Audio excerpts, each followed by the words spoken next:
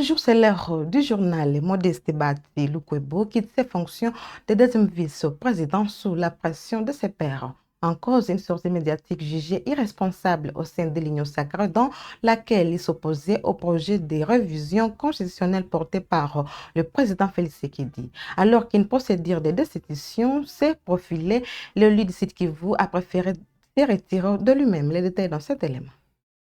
Coup d'étonneur au sommet des institutions congolaises. Bati Lukwebo Modeste a démissionné de son poste de deuxième vice-président du Sénat sous pression de ses collègues. Une sortie précipitée qui intervient dans un climat de fortes tensions politiques au sein de la majorité. L'autorité morale de l'FCDCA n'aura pas résisté à la pression de ses pairs parlementaires, notamment celle de l'Union sacrée de la nation, dont il est pourtant membre. En cause, une récente sortie médiatique jugée irresponsable par plusieurs sénateurs dans laquelle il exprimait son opposition au projet de révision constitutionnelle porté par le chef de l'État Félix-Antoine Tshisekedi. Cette prise de position a suscité une vague de critiques et d'invectives au sein de la classe politique, fragilisant rapidement la position de l'élu du Sud Kivu. Plusieurs sénateurs avaient déjà enclenché une procédure visant à le démettre de ses fonctions. Face à cette menace imminente, Bati Lukwebo a choisi de prendre le devant en annonçant lui-même sa démission. Malgré ses revers politiques, l'ancien ministre de l'économie affirme quitter ses fonctions la tête haute. Une posture qui contraste avec son récent engagement réitéré de soutenir l'action du président Félix-Antoine Tshisekedi lors du dernier congrès de son parti. Cette démission éclaire, met en lumière les lignes de fracture persistantes au sein de la majorité présidentielle, notamment autour de la question sensible de la réforme constitutionnelle. Elle ouvre également une période d'incertitude quant à la recomposition des déséquilibres politiques au Sénat, dans un contexte déjà marqué par des tensions internes croissantes. Désavoué par le député national de son propre regroupement politique, FDCA, Bati Lukwebo était déjà fragilisé bien avant sa démission du poste de deuxième vice-président du Sénat. Une déclaration lue par le député Patrick Mounyomo Eli Degoma vient lever le voile sur les tensions internes au sein de cette famille politique. Voici un extrait. Nous, députés nationaux membres du groupe parlementaire FDCA, portons à la connaissance de l'opinion nationale qu'internationale ce qui suit. Premier tiré. Nous regrettons profondément les propos tenus par notre président national lors de la récente conférence de presse organisée au siège du regroupement. Ces déclarations, marquées par une légèreté grave, ont malheureusement remis en cause la loyauté du regroupement envers le président de la République et l'union sacrée de la nation. Alors que cette question ne figurait nullement à l'ordre du jour de la dite rencontre. Deuxième tiré. Les députés nationaux du groupe parlementaire FDCA tiennent à préciser que ces propos n'engagent que leur auteur et ne reflètent en rien la position officielle de nous, les élus du regroupement. Troisième tiré. Nous réaffirmons avec fermeté notre loyauté et notre fidélité indéfectible à notre famille politique, l'Union sacrée de la nation, ainsi qu'à sa haute autorité politique, son Excellence Félix-Antoine Tshisekedi Tshilombo, président de la République, et rappelons que les désaveux exprimés à l'égard de l'autorité morale de notre regroupement doit conduire celui-ci à en tirer les conséquences politiques qui s'imposent. Quatrième tiré. Nous emboîtons les pas aux honorables sénateurs du groupe politique FDCA qui se sont déjà clairement prononcés sur cette question et invitons les mandataires publics ainsi que les membres du gouvernement ici de notre famille politique à faire de même. Cinquième tiré. Nous exhortons également nos camarades députés provinciaux du regroupement FDCA à réaffirmer publiquement leur loyauté au président de la République et se désolidariser des propos dommageables du deuxième vice-président du Sénat. Sixième tiré. En outre, nous constatons que l'intéressé n'a qu'à ce jour pas formellement démenti l'ensemble de ses propos dans le même format médiatique que celui-ci utilisé pour les tenir. tel que demandé par sa famille politique. Cette absence de démenti sous-entend que ces déclarations étaient mûries et traduisent sa position réelle face aux enjeux politiques actuels. Nous l'avons noté.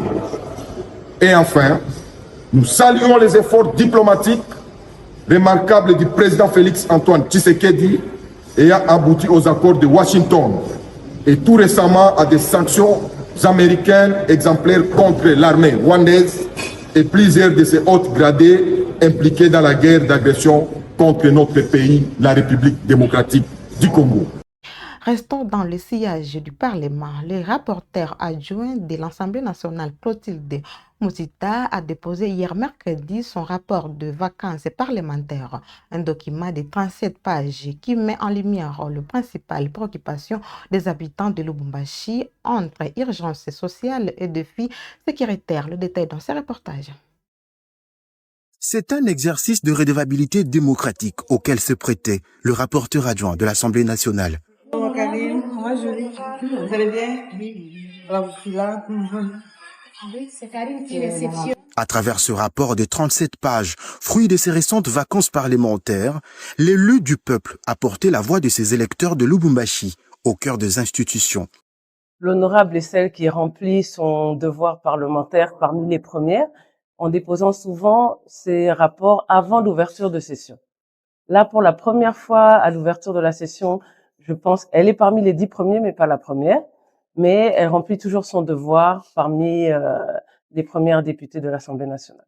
Ce document met en lumière le principal desiderata exprimé par la population, la dégradation avancée des infrastructures routières, le chômage surtout observé chez les jeunes diplômés. Au-delà de ces préoccupations structurelles, un point majeur s'impose avec acuité.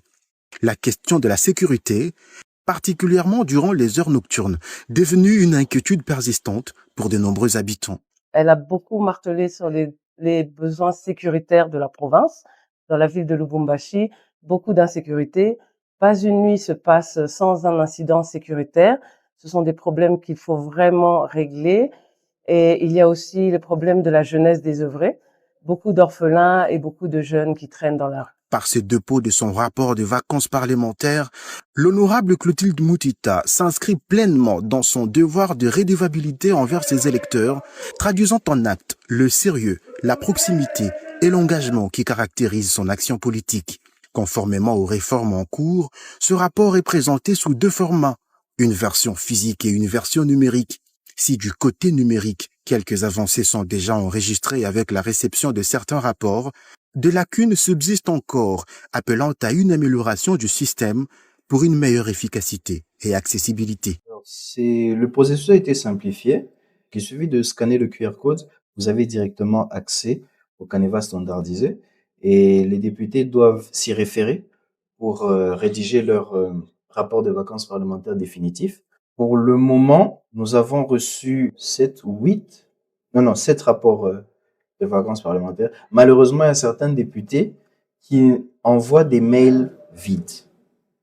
Et bien sûr, on a répondu à ces députés, on leur a demandé de revoir un peu le mail qu'ils ont envoyé. Au-delà d'un simple document administratif, ce rapport se veut un véritable outil de plaidoyer, une interpellation des décideurs et un reflet fidèle de réalités vécues par la population de Lubumbashi. Un signal fort envoyé par une élue résolument engagée à faire entendre la voix de sa base.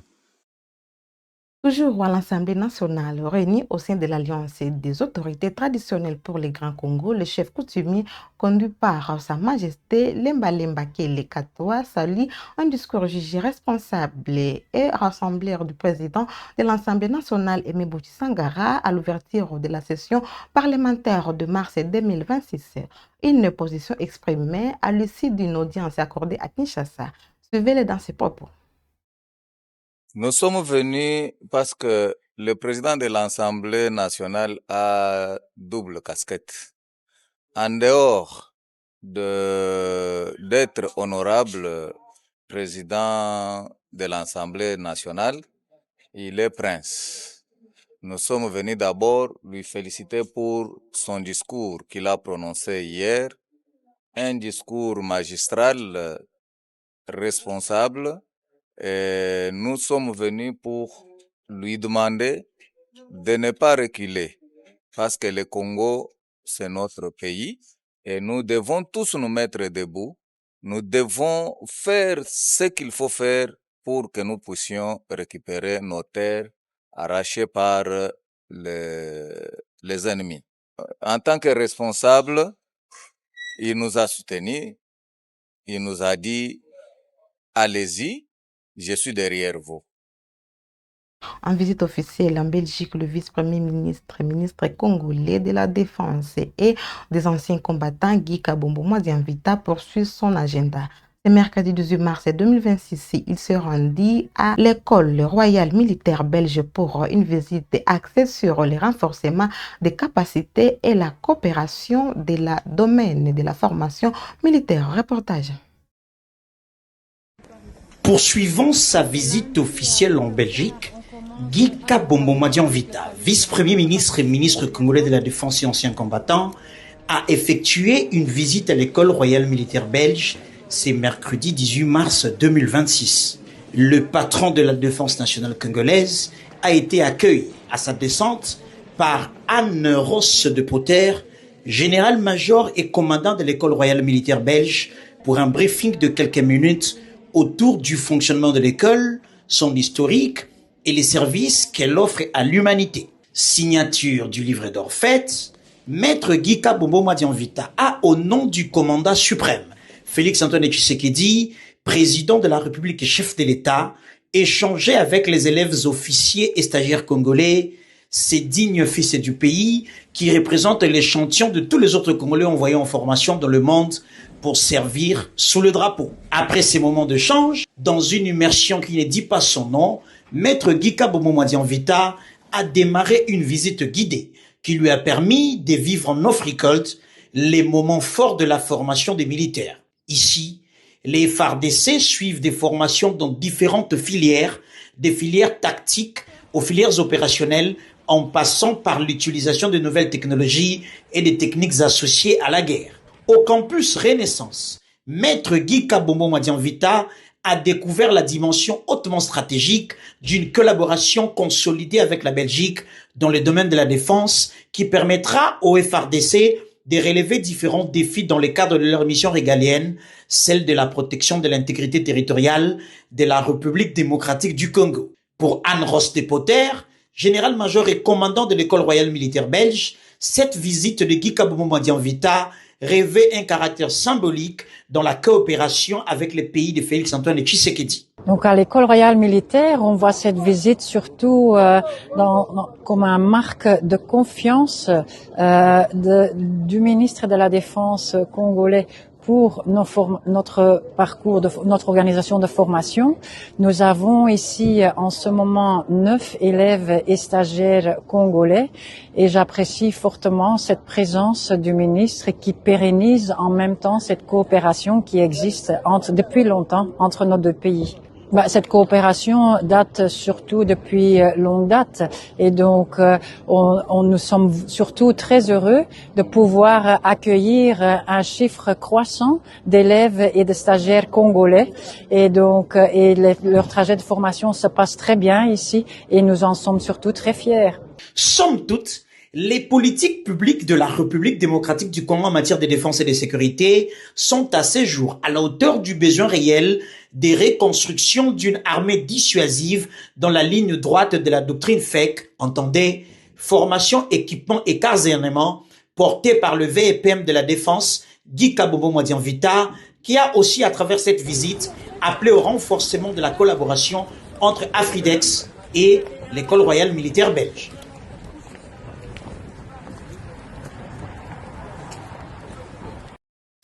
En RDC, l'espérance de vie reste la plus faible d'Afrique. Une alerte lancée par le ministre de la Santé, le docteur Roger Kamba, lors du lancement de la journée nationale sur la mutualisation des hyperspécialités. Face à ces constats, que compte faire le gouvernement? La réponse dans ses propos. Il n'est pas normal que la RDC ait l'espérance de vie la plus faible d'Afrique. Il n'est pas normal que nous ayons l'espérance de vie la plus faible d'Afrique. ça veut dire que nous avons péché quelque part en tant que pays, en tant qu'intellectuel, en tant que médecin, en tant qu'université, en tant que tout cela. Donc notre idée maintenant, c'est de relever tout cela. Nous avons quelques atouts. Comme vous avez vu dans le petit film, nous avons le Fonds de promotion de la santé, c'est-à-dire que nous avons réussi à convaincre le Parlement, à convaincre tout le monde qu'il faut mettre de l'argent directement pour la santé. Et le Fonds de promotion de la santé va recevoir désormais, je pense même qu'on commence à collecter la semaine prochaine, parce que le dernier document qu'on attendait, on l'a reçu seulement hier matin. Donc on va commencer à collecter la semaine prochaine. Et c'est 2% de tous les produits importés qui vont être taxés pour être envoyés directement au Fonds de promotion pour que nous puissions aider les ressources humaines, pour que nous puissions équiper nos établissements, pour que nous puissions avoir des médicaments de qualité. Donc,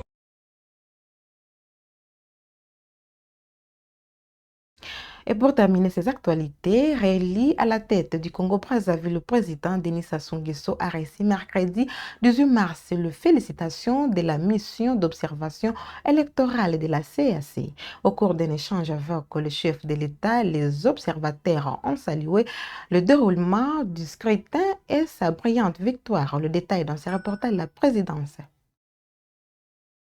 Au lendemain de la proclamation des résultats provisoires de la présidentielle du 15 mars 2026, le chef de la mission d'observation électorale de la CEAC, Philemon Yang, ancien Premier ministre du Cameroun, qui avait à ses côtés le général Mapungu Moussadi, commissaire aux affaires politiques, paix et sécurité de la CEAC, superviseur technique de la mission, est allé féliciter le vainqueur de cette élection, le président Denis Sassou Nguesso, qui a largement remporté le scrutin à 94,82% de suffrages exprimés.